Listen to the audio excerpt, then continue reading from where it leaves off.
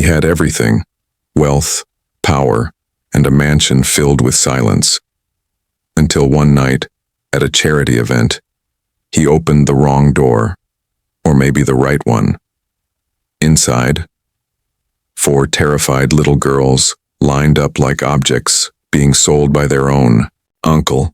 What happened next would change 5 lives forever, but the truth about who placed them there and why, that would take much longer to unfold. If you're new to the channel, make sure to subscribe, hit that like button, and tell us in the comments where you're watching from. We'd love to know. Now, let's jump into the story. 3 years had passed since Nathan Cole lost his wife Emily to a long illness. Time had moved forward, but for Nathan everything felt frozen. He had built one of the most successful tech companies in the country, yet his mansion felt hollow and quiet. At 39, he had all the money he could ever need, but none of the joy. On a chilly autumn evening, Nathan attended a charity gala in downtown Chicago. He didn't want to be there, but the event was raising money for a hospital Emily had supported. So he came, dressed in a black suit, holding a glass of untouched champagne, offering polite nods to people he barely recognized. He drifted through the golden-lit hall like a man without a shadow. Laughter echoed around him. Glasses clinked, and a violin quartet played in the corner. But Nathan felt nothing. Trying to escape the noise, he wandered into a quiet hallway behind the ballroom. He paused, enjoying the silence, until he heard raised voices behind a closed door. 50,000. Final offer, one man said, his voice sharp. They're still in good shape, another replied. You're getting 4 for the price of 1. Nathan frowned. Something about the conversation made his skin crawl. He stepped closer and peeked through the small crack in the door. His breath caught. 4 little girls stood in a line, holding hands. All were blonde. All had the same pale blue eyes and wore simple white dresses that looked too thin for the cold weather. They looked no older than 5. Quads, identical, silent, and terrified. The man standing beside them had greasy hair and a hard face. Nathan guessed he was their uncle. The buyer, a man in a gray coat, moved toward the girls. Let me inspect the goods, the buyer said coldly. Nathan's heart pounded. Goods? They were talking about children-like furniture. The uncle grabbed one girl by the arm, breaking their hand-holding chain. She whimpered. Another girl stepped forward and pulled her sister back gently. Her small chin was raised, her lip trembled, but her eyes stayed strong, protective. Something about her eyes stopped Nathan cold. Not the color, the spirit, the fire, the same fierce look Emily used to give when she stood up for someone. Nathan didn't hesitate. That's enough, he said, stepping into the room. The 2 men turned, startled. This is a private meeting, the uncle barked. Nathan ignored him. He walked to the girls, kneeling so he didn't tower over them. They didn't move, but their eyes watched every step. I'm Nathan, he said gently. You don't have to be afraid anymore. The uncle laughed bitterly. You can't just walk in and I'll write a check. 250,000. Now. Nathan pulled a pen and checkbook from his coat pocket. For what? The uncle asked, narrowing his eyes. For them, Nathan replied, voice calm but steady. But I'm not buying them. I'm giving them a chance. The girl who had stood protectively in front of her sisters looked at him sharply. She didn't trust him. Why should she? Nathan met her gaze. I don't know if I'll be good at this, he whispered, just to her. But I swear I'll try. The uncle, smelling money, didn't argue. Cash is better, he mumbled. The check or I call the police, Nathan said. Your choice. Minutes later, the girls were sitting in the back seat of Nathan's black SUV, clutching stuffed rabbits and saying nothing. Their small bodies leaned into one another like a single shape broken into 4. Beside him sat Mrs. Halden, a silver-haired woman in a navy coat, who had arrived just after the deal ended. I'm a legal guardian advisor, she explained, handing Nathan a card. I can help with the paperwork and ensure no one challenges what just happened. Nathan barely glanced at the card. His eyes were on the rearview mirror, where 4 solemn faces stared back at him. The mansion he returned to that night looked different. Too large. Too sharp. No toys. No warmth. Only marble, glass, and silence. I prepared 4 guest rooms, his housekeeper, Mrs. May, said with hesitation, her eyebrows raised.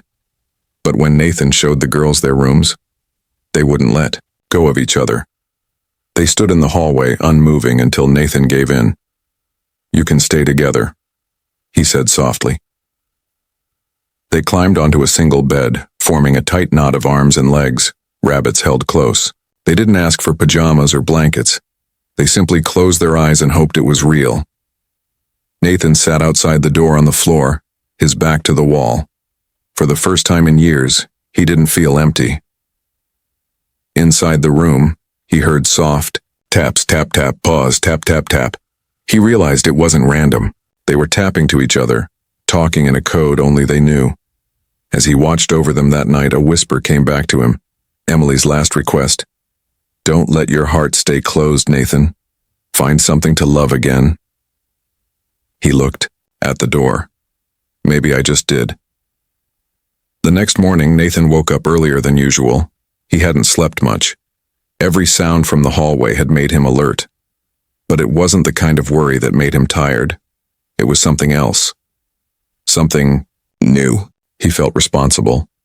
In the guest room, he found all 4 girls sitting up on the bed, already dressed in the same white clothes from the night before. They were quiet, but their eyes were alert, still unsure, still guarded. Nathan cleared his throat. Good morning, he said gently. I thought maybe we could have some breakfast together. They didn't answer, but Ivy, the oldest-looking one, gave a small nod. That was enough. In the kitchen, Nathan faced his first challenge. He had no idea what children ate. He burnt the toast, dropped an egg on the floor, and overfilled the orange juice glass. He looked up, embarrassed to see 4 identical faces watching him. I'm not very good at this, he admitted. Lena, the second sister, gave a small smile. I'll try again, Nathan said. They ended up with toast that was slightly less, burnt eggs that were only a little too salty, and bananas. The girls didn't complain. Ivy even helped pour the juice. It wasn't a perfect meal, but it was theirs. Later that day, Nathan opened the front closet and found only adult jackets and boots. The girls needed clothes, toys, pajamas, books, everything. He made a list, then realized he had no idea about their sizes. Would it be all right if we went shopping tomorrow? He asked. Ivy shook her head quickly. Her eyes looked panicked. We don't go out, she whispered. It was the first time she spoke directly to him. Okay, Nathan said calmly. Then we'll bring the store to you. That evening, a delivery truck arrived with boxes stacked taller than Nathan. Clothes in different sizes, toothbrushes, children's shampoo, pajamas with stars and hearts, storybooks, soft blankets, and 4 identical stuffed rabbits, just in case their old ones wore out.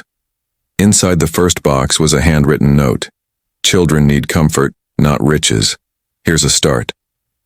There was no signature, but the handwriting looked like it matched the elegant script on Mrs. Holden's business card. Nathan didn't question it. That night, after the girls had their baths and were tucked into bed in new pajamas, he sat just outside their room again. He didn't want to leave. He listened to the tapping, softer now, more relaxed. He didn't understand their code, but he knew it brought them peace. When his phone buzzed with a work message, he stared at it for a long time before typing, "Cancel all meetings, indefinitely." The days passed with small steps. Lena liked drawing. She used bright colors and never spoke while she sketched. Nora liked counting things, blueberries, puzzle pieces, the number of steps between rooms. It seemed to calm her. Elsie was always the first to offer a tissue or pat someone's back when they were sad, even though she barely spoke. And Ivy? She stayed closest to the others, always watching, always listening. the leader of their little team. Nathan kept trying. He sat on the floor and helped build towers with blocks. He read bedtime stories, though sometimes he stumbled over the words. He made breakfast every morning, learning their favorite foods little by little. Toast not too dark, juice not too full, milk in the red cup for Nora, the green one for Lena. One night a storm came. The wind howled through the trees. The power went out. The house turned cold and dark in minutes. The girls froze in fear. Ivy pulled her sisters close on the couch, eyes wide. "It's okay," Nathan said. "We'll be all right." But he could see the fear in their faces. The lightning, the silence, the darkness. It all reminded them of something worse. Without a word, Nathan grabbed blankets and pillows. He built a giant blanket fort in the living room by the fireplace. Then, using the last of the battery light, he pulled out a book. "I used to read this with someone very special," he said. "It's about a girl who goes on an adventure during a storm." The girls watched from inside the fort. Slowly, one by one, they crawled in beside him. He read The Wizard of Oz using different voices for each character, just like Emily had done. By the end of the second chapter, all 4 girls were resting against him. "We're like Dorothy," Lena whispered. "Our house flew away." Nathan swallowed hard. "Sometimes," he said gently, "you find a new home in the last place you expect." Ivy didn't say anything, but she leaned her head against his arm. That night, all 5 of them fell asleep inside the blanket fort, while the storm raged outside. For the first time since Emily's passing, Nathan didn't dream of what he had lost. He dreamed of what he might become. And the girls? They didn't cry, not once. They had found something they hadn't felt in a long time. Safety. Spring came slowly, but with it came change. Nathan Cole had now lived with the 4 little girls for several months. The house, once quiet and lifeless, was now full of noise, movement, and laughter, at least on the good days. Each girl had begun to show more of who she was. Ivy was the leader. She still kept her guard up, but now smiled sometimes, especially when her sisters were happy. Lena often drew pictures of places that didn't exist, castles in the sky, underwater towns, and forests full of glowing animals. Nora still counted everything and lined up her shoes each night with perfect care. Elsie, the smallest, had a way of knowing when someone was sad without being told. She would quietly sit beside them, offering her silent comfort. Nathan tried to give them structure and love, but he also knew he had a lot to learn. He read books, talked to child therapists, and asked for help from Mrs. Halden, the woman who had first appeared at the auction and now visited once a week. She always seemed to know more than she said, but her advice helped, and the girls trusted her. One day, Nathan sat the girls down at the kitchen table. "I've been thinking," he said, "maybe you'd like to go to school. You could make new friends, learn new things." The girls exchanged looks. Ivy spoke first. "Only if we stay together. No splitting us up." Nathan nodded. "Of course, that's a promise." The next week they started at a small private school nearby. On the first day, they clung tightly to each other's hands as they walked into the building in matching coats and backpacks. By the end of the week, trouble had already started. Some students stared, others whispered, and then came the teasing. People said the sisters were weird, called them clones, and asked if they were bought. One afternoon, the school called Nathan. Nora had locked herself in a bathroom stall after 2 older kids played a prank on her. She wouldn't come out. Nathan rushed to the school, heart pounding. When he got there, Ivy was already in the hallway, holding Nora's hand through the door, whispering to calm her. Later that evening, Nathan sat all 4 girls down in the living room. "I'm sorry," he said softly. "This is not what I wanted for you." "Can we just stay home with you?" Lena asked. Nathan was about to say yes, but then paused. He remembered something Mrs. Halden had told him. Let them feel like their voices matter. Involve them in the decisions that affect them. So he said, "Why don't we decide together, as a family?" The girls looked at each other, surprised. No one had ever asked their opinion before. They talked about the parts they liked. Lena loved art class. Nora liked the number games, and Ivy had already impressed the science teacher with a question about space. Even Elsie, who had said little, whispered, "There's a garden by the music room, it feels safe." So they made a plan. They would go back, but Nathan would speak to the school about keeping them together and making sure they were protected. That night, as he watched them fall asleep, Nathan felt something shift in him. He wasn't just their protector anymore. He was becoming their dad in more ways than he realized. But the peace didn't last. A few days later, Nathan received a letter. There was no return address. "How much did you pay for them, Mr. Cole? I wonder what the authorities would say." His stomach turned cold. More letters followed, typed, short, and threatening. Some questioned whether he had adopted the girls legally. One claimed to have proof that Nathan had taken them without proper consent. Nathan immediately increased security around the house. He didn't tell the girls. He didn't want to scare them. But inside, he was furious. Who was trying? To undo everything they had built? That evening, when Mrs. Halden came by, Nathan showed her the letters. She read them without surprise. "It's him, isn't it?" Nathan asked. "The uncle?" She nodded. "He's demanding more money. He's trying to make trouble. What can we do?" "We'll fight back," she said calmly. "But we need to do it carefully. Legally." Nathan felt a wave of helplessness. This could ruin everything. Mrs. Halden placed a hand on his arm. "Then we protect them with everything we have, and we don't let fear lead us." That night, the girls were quiet at dinner. Ivy kept looking at Nathan as if she could sense something was wrong. Before bedtime, Ivy slipped into his study, holding a small piece of paper. It was a photo, torn, old, and faded. Two young parents smiling, holding 4 tiny babies. "Can you keep this safe?" she asked, her voice small. "Always," Nathan replied, heart heavy. "No one will ever take it, or you, away." The next morning, Nathan began work on something new. In a quiet part of the garden where the sun touched gently through the trees, he planted 4 small cherry trees in a perfect circle. In the center, he placed a stone bench and a simple fountain. When the girls saw it, they walked slowly toward the space, wide-eyed. "1 tree for each of you," Nathan explained. "They'll grow as you grow. This is your place, your roots." "And the fountain?" Nora asked. "To remember where you came from and to show how far you've come." Ivy stepped forward, her hand brushing the smooth bark of the tree. "Thank you," she said quietly. Nathan smiled. "We're just getting started." 1 year after that strange, unforgettable night at the silent auction, Nathan Cole stood in the garden he had helped create. The cherry trees had begun to bloom, their pale pink flowers dancing gently in the spring breeze.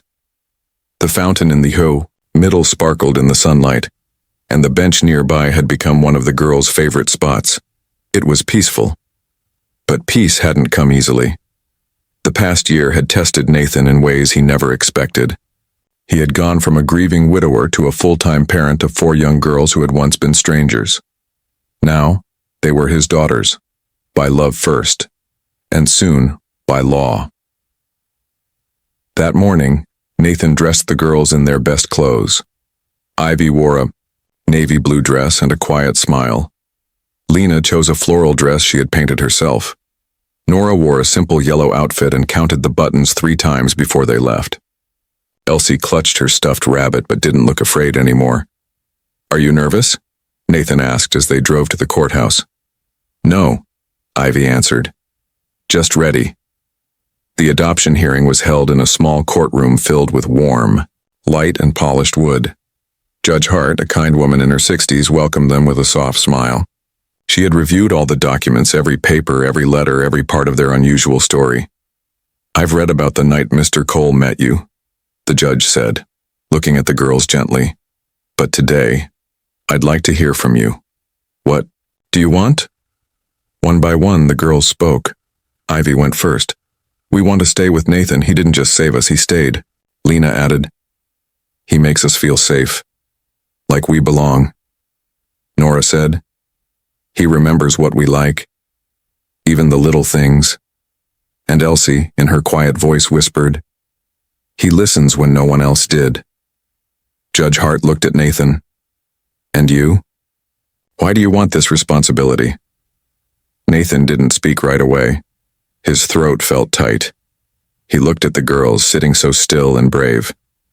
"I lost someone I loved," he said, "and I thought I'd never feel whole again. But these girls, they gave me a reason to open my heart. They've taught me more about love than I could have ever imagined. I didn't just choose them. They chose me too." The courtroom was silent for a moment. Then the judge smiled. "Then I see no reason to delay. I officially grant the adoption request. Ivy, Lena, Nora, and Elsie Cole, you now have a father, by name and by heart." The girls didn't cheer. They didn't cry. But their faces lit up with something stronger than both: relief, pride, and joy. Outside the courthouse, Nathan knelt in front of them. "You've always been mine," he said, "but now the whole world knows it." Later that afternoon, they held a small celebration in the garden. Mrs. Halden came, bringing a box wrapped in silver paper.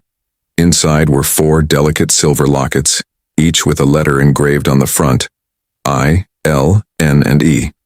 "These are for your past and your present," she explained. Inside each locket was a picture of their birth parents, one of Rebecca, Nathan's late wife, and one recent photo of all 5 of them together. Elsie opened hers slowly and whispered, "They all fit." "That's because love doesn't take space away," Nathan said. "It makes room for more." As the sun began to set, the girls wandered among the trees. They placed small stones around the base of each one and whispered names for them: hope, memory, light, strength.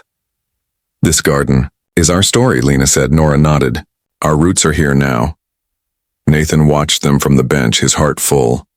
He had built companies and led teams, but nothing had changed him like these 4 small lives. They didn't ask for much, just safety, trust, and love. And in return, they had given him back his purpose.